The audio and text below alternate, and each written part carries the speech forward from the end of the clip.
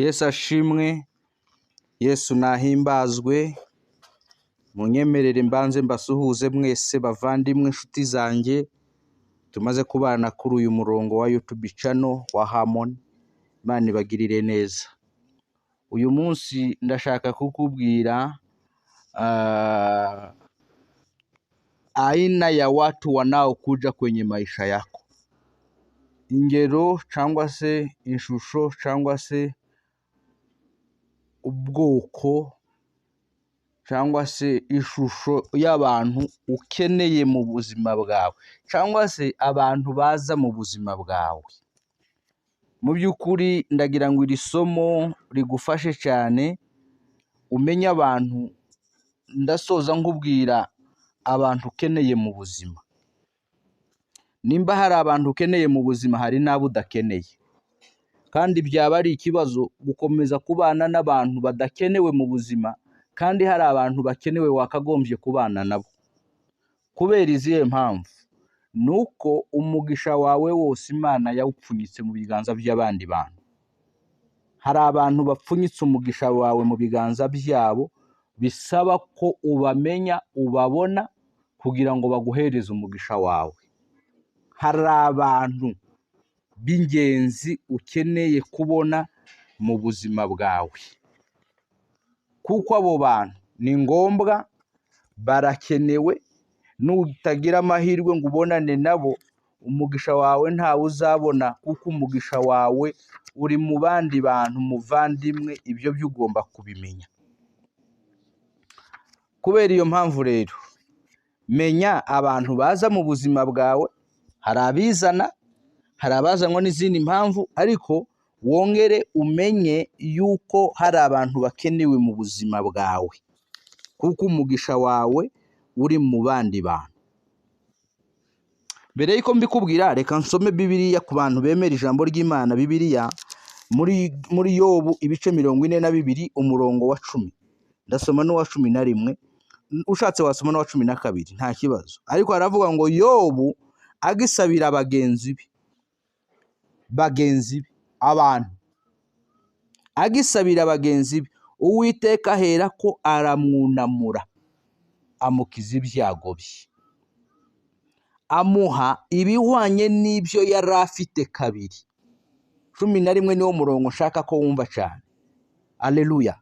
Nuko abavandimwe bose bamusangana n'abashiki be bose, n'abari baziranye nawe bose, basangirira nawe mu nzu ye, baramuririra kandi baramuhumuriza kubw'ibyago Uwiteka yari yaramuteje byose. Umva aka karongo ka nyuma: umuntu wese amushumbusha igice cy'ifeza n'impeta y'izahabu. Ko murumva ubutunzi bwa Yobu bugiye gukomoka. Haruguru haravuga ngo Yobu agisabira bagenzi be, Uwiteka ahera ko aramwunamura, amukiza ibyago bye, amuha ibihwanye n'ibyo yari afite kabiri. Ariko reba ibi bintu yamuhaye aho byaturutse. Amen. Reba ibi bintu yamuhaye byaturutse ku 11. Haravuga ngo nuko abavandimwe bose bamusangana n'abashiki be bose, n'abari baziranye nawe bose, basangirira nawe mu nzu ye, baramuririra kandi bamuhumuriza kubw'ibyago Uwiteka yari yaramuteje byose. Umuntu wese amushumbusha igice cy'ifeza n'impeta y'izahabu. 12 rero, nuko Uwiteka ahira Yobu bwa nyuma kuruta ubwa mbere, agira intama 14,000 n'ingamiya 6,000 n'amafizi 2,000 n'indogobe z'ingore 1,000. Wakomeza ugasoma, aravuga ngo kandi abyara n'abahungu 7 n'abakobwa 3. Ukomeze usome. Aha niho ngiye kukubwira hari abantu ukeneye. Amen. Hari abantu ukeneye. Imana yahiriye Yobu, ariko ikoresha abantu baje yohereje muwe. Birasaba ngo ugire abantu mumenyana, birasaba ngo ugire wubaka ubushuti, relationship, ubusabane buri nyabwo, ubusabane bw'ingenzi, kuko umugisha wawe uri mu biganza by'abandi. Reka kuvuga ngo ngewe ngo ngo ubu umuntu uvugwa ngo yirata ku bandi, ngo ntavugisha abandi, ngo araceceka. Iyi si umuntu ayibeshwamwo n'abandi. Kankomeze ino iyi audio video ireke kuba ndende. Buriya kangubwira abantu bagera kuri 6 baza mu buzima bwawe ugomba kurobanuramo. Hari abantu muzatangizanya bakagufasha kugera ahantu runaka, hanyuma bakagenda gufasha abandi. Abo ni abantu b'ingenzi muvandimwe. Imana hari abantu igutumaho bakaza ni nka kurya uba ugeze nko ku mwobo ariko udashoboye kuwambuka. Imana ikohereza abantu bagashiraho ikiraro ukambuka, bamara kwambuka bakigendera. Ntuzabaze ngo ariko ngo bagiye gute. Hari abantu baza mu gatangizanya bakagufasha, wamara kugera ku rwego runaka bakigendera. Imana ikaba yabohereje gukora muri ico gihe. Nuvuga ngo hari abantu bakwambutsa bakoresheje igihe cyabo, bashobora no kukwambutsa bakoresheje amafaranga yabo. Mu bukene wari urimo ukabona umuntu araje gukubitiyemo arakwambukije. Amen. Ndaguha ubuhamya butoya ahangaha. Nabaye mu bukode imyaka myinshi cyane, ariko bukeye umuntu umwe arambwira ngo twarasengeranaga ariko tutanaziranye. Arambwira ngo ese ngo nkohereje aya mafaranga ngo wogura inzu, wobona inzu aho ngaho. Ndamubwira ngo yoboneka. Bwagiye guca 2 yanyohereje. Ibi ndavuga iki? Uwo ni umuntu ukwambutsa, ni umuntu ushobora kugufasha kugera ahantu runaka, ariko hanyuma akigendera, kuko nk'ubu ntabwo nzi yari. N'urugero nari ngo ariko nababwiye ko nzabaho ubuhamya bwanje bwite. Abo ni abantu ba mbere. Aba kabiri, hari abantu baza bakeneye kubafasha.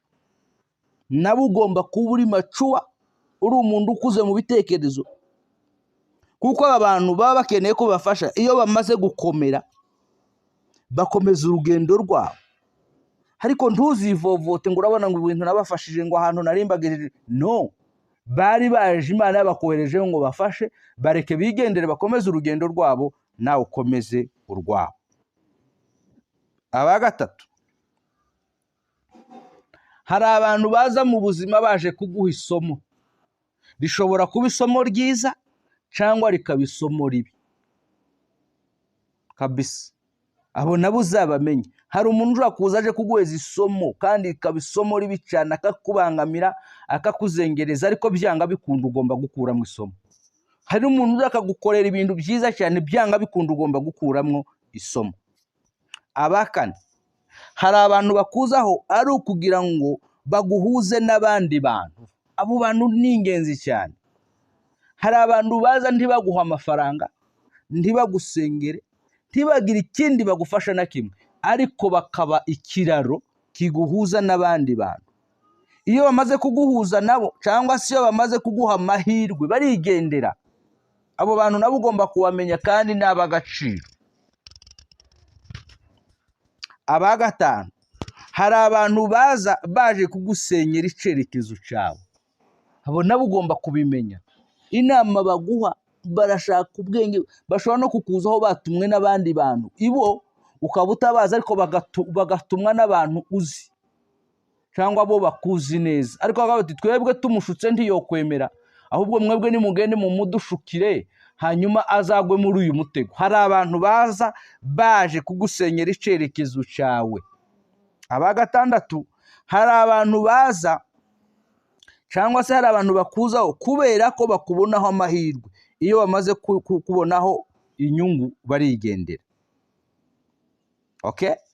Muvandimwe, aba bantu ni ingenzi kubasobanukirwa, ukoze umenya ate se uyu yaje ate, uyu tubana ate, uyu ni gute. Icyo naringambiriye cyane ni ukukubwira ngo mu buzima bwawe uzabaho kubera abandi bantu. Nubwo waba utunze ibya mirenge, ukeneye abantu. You need people. Ukeneye abantu.